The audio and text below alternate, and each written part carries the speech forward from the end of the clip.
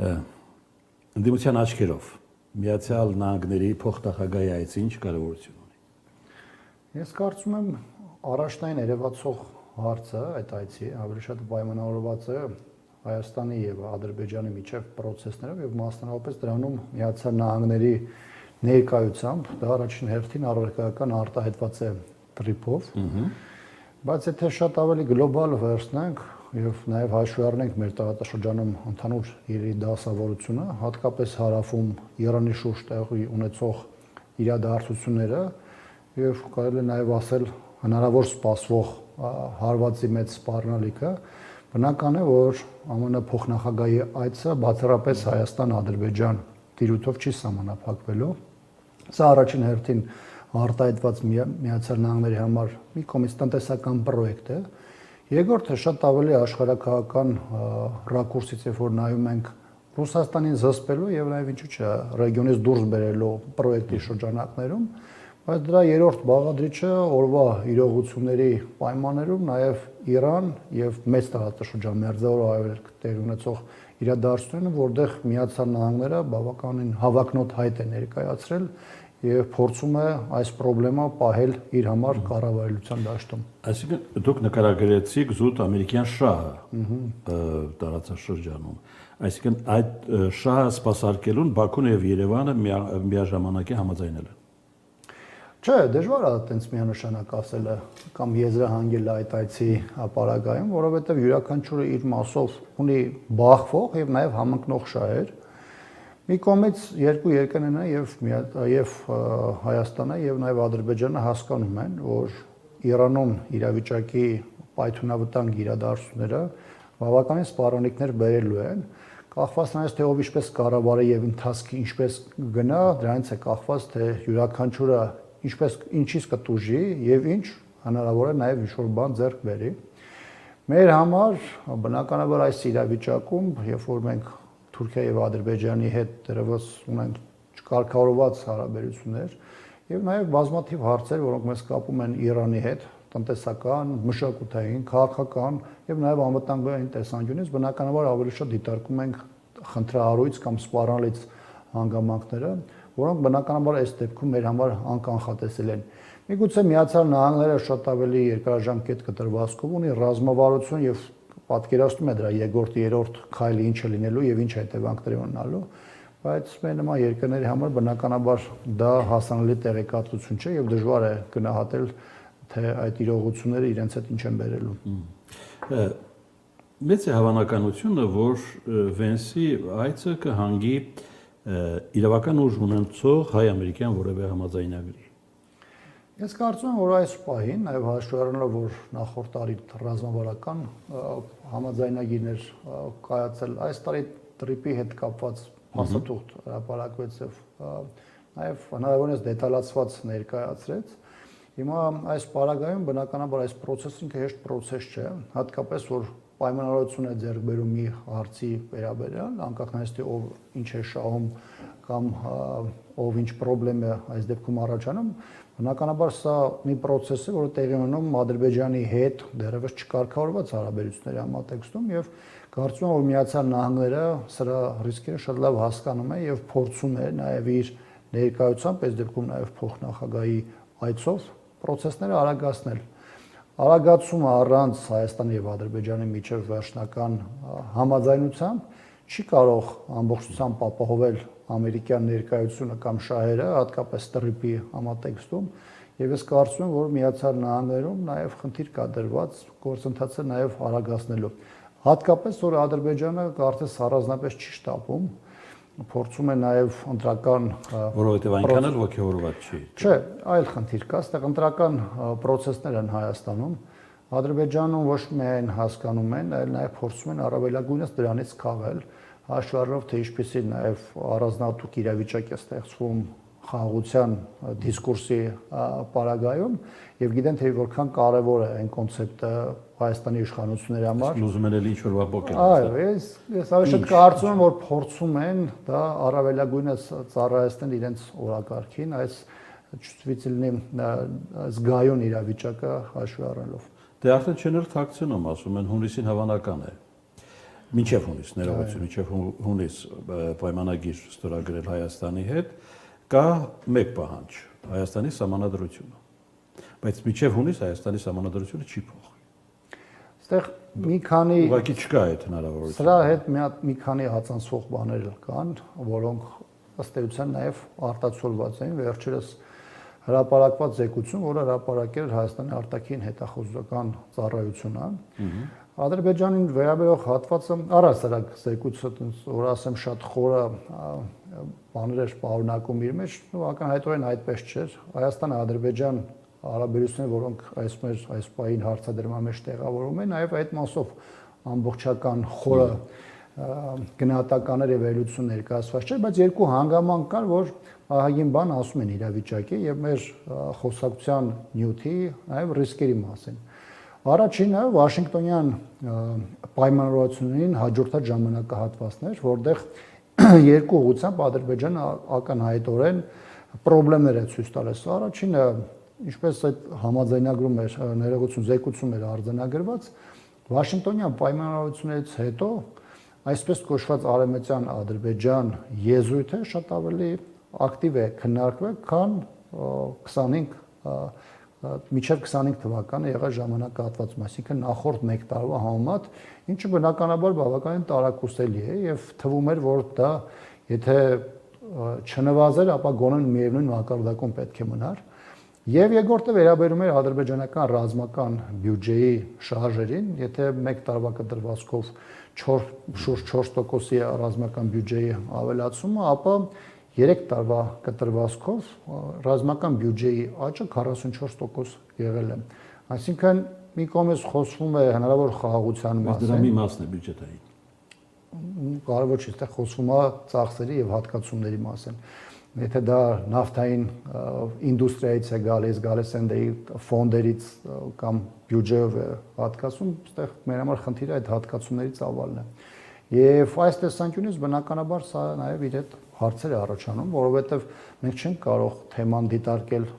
մեկ պրոյեկտի կամ դրա մեկ պարամետրի համատեքստում, դելիմիտացիայի կամ օրինակ ռեգիոնալ ապաշրջափակման։ Այսինքն հավանական թիրախելի մենք սա դիտարկումը ընդհանուր տարածաշրջանային մակարդակով է։ Ես ասեմ, թե ինչով ենք մենք այստեղ թիրախ, առաջին հայացքից մարդկանց մոտ տպավորություն է առաջանում, թե այստեղ խնդիրը նրանով է պայմանավորված, որ 6 ամիս հետո կամ 1 տարի հետո կարող լինի ռազմական գործողություն։ Այստեղ խնդիրը միայն այն չէ, որ կա ռազմական բյուջեի ավելացում կամ ռազմական բալանսի խախտման խորացում, որը կարող է բերել լայնամասշտաբ ռազմական գործողություններին։ Այստեղ խնդիր կա նաև այլ դաշտում, Ադրբեջանը ակնհայտորեն փորձում է օգտագործել իր ռազմական հնարավորությունները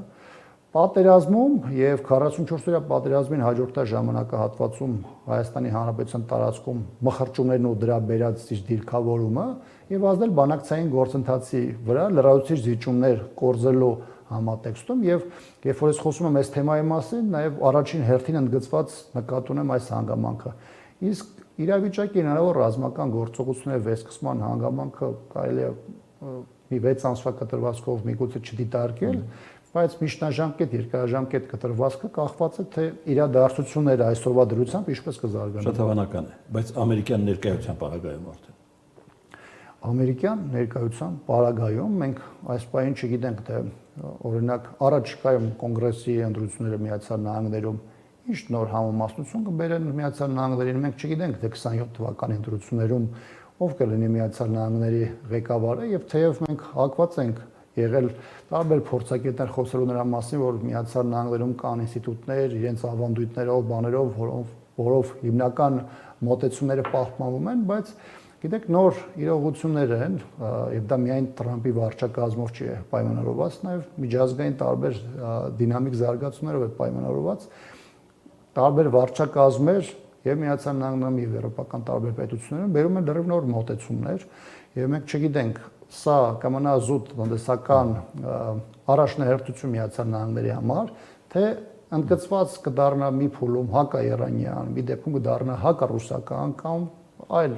4-րդ երկրի կամ 3-րդ երկրի, այս դեպքում օրինակ Չինաստանի դեմ որևէ գործողության պլազդարում, այսինքն դրա հետագա ռազմական բաղադրիչը կամ անվտանգային բաղադրիչը կուժեղացվի, թե սա կմնա զուտ միայն տնտեսական ուղի, որը փորձի վերահսկել Ռուսաստանաշրջանցող կոմունիկացիաներից որևէ մեկը։ Շատ բարի, դա եթեների պարագայում, իսկ այս ընթացքի տրամաբանությամբ, եթե դիտարկենք, ամերիկյան ներկայությունը, որը արտահայտվելու է տրիփի հայ-ամերիկյան համաձայնագրով, փոխում է անվտանգային միջավայրը։ Միջավայրի փոփոխություն բնականաբար տեղի ունենում, հատկապես որ Միացյալ Նահանգները նման ներկայություն չի արտահայտել, կա արտահայտված համատեղ հայտարարություն, որը որոշակի ուղղությամբ նաև դետալային որոշակի ուղղություններ տալիս է, թե ինչպես է փոխգործակցությունը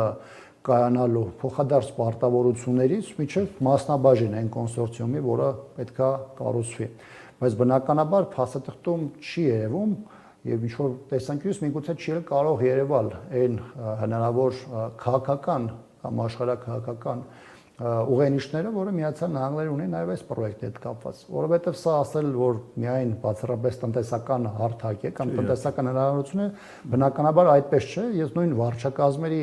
փոփոխությունն եմ պատահական չեմ ասում, որովհետև կան վարչակազմեր, որոնք Իրանի նկատմամբ ունեն շատ կոշտ դիրքորոշում, ինչպիսին օրինակ Տրամփն է, եւ կարող է պոտենցիալ լինել վարչակազմեր, որոնց մոտեցումները արտահայտեն առավելագույնը փափուկ ուժի ներգործության միջոցով, եւ մենք չգիտենք ստեղ այս ստեղծված իրավիճակը ինչ է բերելու։ Մի հանգամանք էլ կա, որը միգուցե այսօր քննարկման բան չէ, բայց որպես գործոն ես կուզենայի նաև ավելացնել, մենք չգիտենք սրա հնարավորությունը ինչ է բերելու Հայաստան-Ռուսաստան հարաբերություններում։ Օրինակ մի թեմա կա, որը շատ զգայուն է, երկաթուղու մասը։ Սրա մասը Հիմա կգանք դրան, դա շատ կարևոր է։ Միջ այդ ես ուզում եմ երկրորդ նախագահի ռեպլիկին անդրադառնալ, որը պարզ եւ բաց ասեց, որ թրիփը սպառնալիք է Հայաստանի անվտանգային համակարգի համար։ Տեսեք, ասել, որ սա միանշանակ սպառնալիք է եւ բացառապես Հայաստանը ներքաշում է միայն երրորդ երկրների դիմակայության դաշտում, դա ամբողջական իմ համար, իմ տեսանկյունից պատասխան չի լինի։ Տրիպը կարող է լինել հնարավորություն այն պարագայում, եթե մի շարք այլ գործոններ շատ ավելի հանրային դառնան եւ կուլիսներից վերադառնան հրապարակային դաշտ։ Մի օրինակ բերեմ։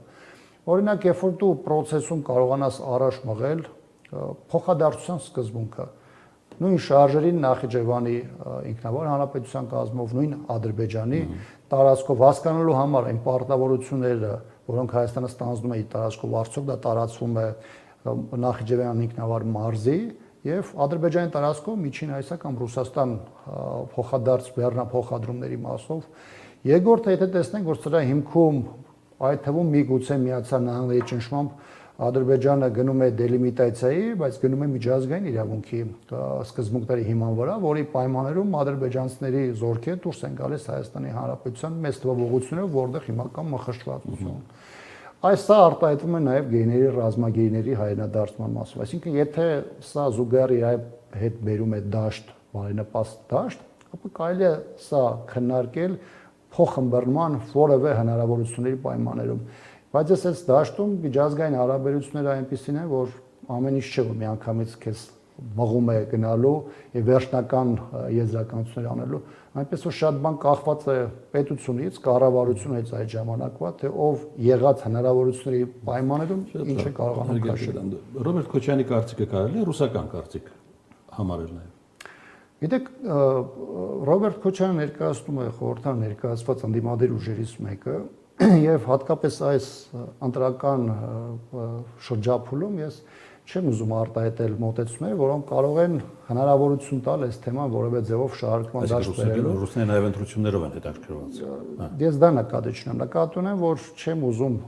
արտահայտել մտքեր, որոնք կարող դառնան ընդդիմադիր դաշտում որոշակի շահարկման կամ ոչ փոխըմբռնելու հանգամանք եւ դրա համար ես զերծ կմնամ մեկնաբանությունից։ Ընդունելի է։ Այդ դեպքում ասեք, ռուսները ինչու են ուզում միանալ թրիփին։ Ես կարծում եմ Ռուսաստանը լիովին բոլոր շերտերով հասկանում է եւ գիտակցում է, թե ինչ է տեղի ունենում այս տարածաշրջանում։ Մի կողմից Ռուսաստանը ունի հնարավորություն այս պրոյեկտի մի մասը կազմելու, այլ բան է, թե մյուս մասնակիցները ցանկանում են դա, թե չեն ցանկանում։ Իմ տպավորությամբ չեն ցանկանում, թեև դրա մասին թեև կառավարության ղեկավարը մի քանի առիթով հայտարարել են, որ Ռուսաստանին առաջարկել են երկաթուղիների մասով որոշակի համագործակցության, արդիականացման դաշտ բերել, հետագայում Թուրքիա եւ Ադրբեջանը հնարավոր շարժեր իրականացնելու մասով, բայց նաեւ կա հստակ արտահայտություն թրիփի հետ կապված, որ այդ երկաթուղու այդ հատվածը Ռուսաստանի հետ որևէ կապ չի ապահովելու։ Իմ կարծիքով դաշտը այնպիսի հնարավորություն է անես կետի է գալու հասնելու, որի պայմաններում Ռուսաստանը սրան մասնակցելու հնարավորություն կամ չի ունենալու կամ առաջարկը, որը գլոբալ առումով հնչելու է, նրան ձեռնտու չի լինելու, որովհետև Միացյալ Նահանգների խնդիրը, երբ որ մենք նույնիսկ բացառապես տնտեսական մասով ենք քննարկում, սա Ռուսաստանին որևէ ձևով շրջանցելու, Ռուսաստանին նաև Հայաստանի դուրս մղելու կամ առնվազն ազդեցությունը էականորեն նվազեցնելու ուղղված քայլ է, որովհետև հայտնի է նաև թե տնտեսական հարաբերություններն ու ֆինանսական ներարկումները ինչքանով կապ ունեն, հատկապես փոքր երկրների վրա ներգործությունը նաև քաղաքական դարձնելու տեսանկյունից, այնպես որ ես քիչ հավանական եմ տեսնում, որ այստեղ այդ համագործակցությունը շատ առարկական է դառնա։ Այսինքն Ռուսաստանը կարող է հրաժարվել հայկական երկաթուղին վերականգնելու։ Դա մեծ շատ է պետք, ասեմ։ Ստեղծվի իրավիճակ, որի պայմաններում փաստացի նման ելք լինեն։ Ահա։ Դա կոնֆլիկտ է նաև ընդհանրում։ Միջպետական արդեն։ Դե 22-ը շատ ավելի արտահայտված, 22 թիվը, 22 թվից հաջորդած ժամանակահատվածում, երբ որ Ռուսաստանի դեմ ուղղված հայտարարությունները շատ ավելի սրվեցին, եւ նաեւ այստեղ փոխադարձության հանգաման կա, անուն արդարության պետք է ասել, որ միայն Հայաստանից չէր հնչում նմանատիպ հայտարարություններ, Ռուսաստանում էլ որոշ գործիչներ կամ փորձագետներ նաեւ տարբեր իրավիճակներում, շատ դեպքերում նույնիսկ մեր հետ առանձնապես մեծ կապ չունեցող իրավիճակներում նաեւ հայտարարություններ էին հնչեցնում, որը հասարակության մոտ բավականին բացական հետևանքներ էր ունենում եւ դառնում էր Հայաստան-Ռուսաստան հարաբերությունների որևէ կոնֆլիկտի դրսևորում։ Հիմա այս իրավիճակում պետք է հասկանալ այդ պահին նաև իշխանությունից է կախված, թե նա ինչպես է բալանսավորում կամ առհասարակ խնդիր դրել է բալանսավորելու տարբեր դերակատարների տնտեսական կամ քաղաքական ներկայությունը մեր երկրում։ Իմ տպավորությամբ բալանսավորման խնդիր Հայաստանի այս կառավարությունը չի դրել եւ հավանականությունը շատ ավելին է, որ Ռուսաստանի հետ հարաբերությունը շատ ավելի կսրվի, քան թե ավելի շատ փոխգործակցության դաշտ կստեղծվի։ Ռուսական որևէ պայմանագիր չեղարկված չէ։ Անկամ տարիների խորքից եկող այն իրավունքները, որոնք Ռուսաստանը այդ պայմանագրով ունի եւ Հայաստանի Հանրապետությունում, ոչինչ չեղարկված չէ։ Ինչի մասին է խոսքը։ Նոյեմբերի 9-ին էր կար երակոմ հայտարարություն Հայաստան-Ռուսաստան Ադրբեջան Դե մենք ունենանք լրիվ կոմունիկացիան արքայ։ Իմ ասացի պատասխանը նաև որոշակիորեն ձեր ասածն է ենթադրում, այսինքն մենք տեսել ենք, որ եղել է փաստաթուղթ եւ այդ փաստաթղթի ստորագրման պայմաններում մի քանի տարվա մեջ միանգամից իրավիճակ է փոխվել։ Իհարկե, այս թեմա որ զարգանանք, մի քիչ ուրիշ տեղեր գնանք, իսկ թեմա կշեղվենք, բայց հիմա ոչ միայն Հայաստան-Ռուսաստան հարաբերությունում է, այտենց տարբեր երկրներ երկում կամ բազմակողմ համագործակցության ֆորմատներ են ունենում եւ միշտ չէ որ դրանք կամ էֆեկտիվ են ելնում կամ աշխատում են։ Հակն ինչ է անելու այս ընտրությունը։ Քաղաքական առումով, այսինքն դրա շահները ընտրությունների process-ը հաշվառելով, հանրապետականը մեկ քննարկում արել է մոտ 2 շաբաթ առաջ։ Կարող եմ ասել շատ ծավալուն ու անկեղծ քննարկում է եղել, բայց որոշում այս պայդրությամբ չունենք եւ միակ որոշումը որ կա շարունակել իրավիճակի արկա ներսի եւ դրսի իրողությունների պայմաններում հասկանալ թե ստեղծված իրադրության մեջ որն է ճիշտ ճանապարհը մասնակցել թե չմասնակցել բնականաբար քանի այս որոշումը չկա նաեւ ֆորմատային որևէ քննարկում թե մասնակցության պարագայում ինչ ձևով պետք է շարժվել եթե ձեզ հրավեր լինի միավորման ամեն օր այդ հայտարարությունները հնչում են ընդդիմությունը հաջողություն կունենա լայնածավալ կոնսոլիդացիայի շնորհիվ Գիտեք, լայն կոնսոլիդացիայի երկու ճանապարհ է, որ ըստ էության հանրային քաղաքական դիսկուրսում կա։ Առաջինը որևէ խմբավորման, ընդդիմադիր խմբավորման մեջ լինելը, մյուսը, որը տարբեր փուլերում առաջ է քաշվել, ընդհանուր մեկ ճակատով ընդդիմության մասնակցության մասն, բայց գիտեք, շատ հաճախ նույնիսկ այն գործիչները եւ ուժերը, որոնք հայտարարում են այդ պատրաստակամության մասին, դա ավելի շատ հնչում է ցույց տալու պատրաստակամությունը միասնական ջանքերի գործադրման, այլ դրա մասին այլ ոչ այնքան իրական առարկայական դաշտում նստելու, խոսելու եւ սկզբունքներ համաձայնեցնելու մասով։ Իհարկե ես տեսնում շատ մեծ հնարավորություն ընդդիմադիր դաշտում առնվազն սկզբունքներ համաձայնեցնելու եւ որոշակի ուղղությունով փոխգործակցությամբ զբաղվելու մասով, բայց կա մի առանձնահատկություն, որը հանրապետականների քննարկման առանցքում է, գործել այնպիսի որոշումների պայմաններում, որտեղ ոչ թե արտահայտված կլինի նեղ կուսակցական կամ անձնային մոտեցումը, այլ դա աշխատի նպաստ հասարակության եւ գլխավոր մոտեցումը դրա շուրջ է ծավալվում եւ քննարկումը դրա շուրջ է, թե ոնց կշարժվենք, որը կլինի ելքը։ Նոր ձևով, նոր ուժ եք համարում։ Մեր ձևով ներողություն։ Ըստ էության, այո, նոր ձևով միավոր է, որը եթե չեմ սխալվում, այս բան դեռևս չունի գրանցում որպես կուսակցություն, բայց ակնհայտորեն նոր ուժ է, որը փորձում է դաշտում դիրքավորումը ապահովել իր առաջնահերթությունը շրջանակներում։ Ձեզ հակառակորդ համարում եք, չեք համարում։ Գիտեք, եթե թեման քննարկում ենք ընտրությունների համատեքստում, բնականաբար մրցակցությունը ինքնին որոշակիորեն ճակատ ստեղծում է դիրքավորման տեսանկյունից։ Մյուս կողմից այդ ուժում ներգրաված են անձինք, որոնք տարբեր ընդդիմադիր շարժումների, պրոցեսների ժամանակ ակտիվ դիրքորոշում են ունեցել, ակտիվ մասնակցություն են ունեցել եւ իրենց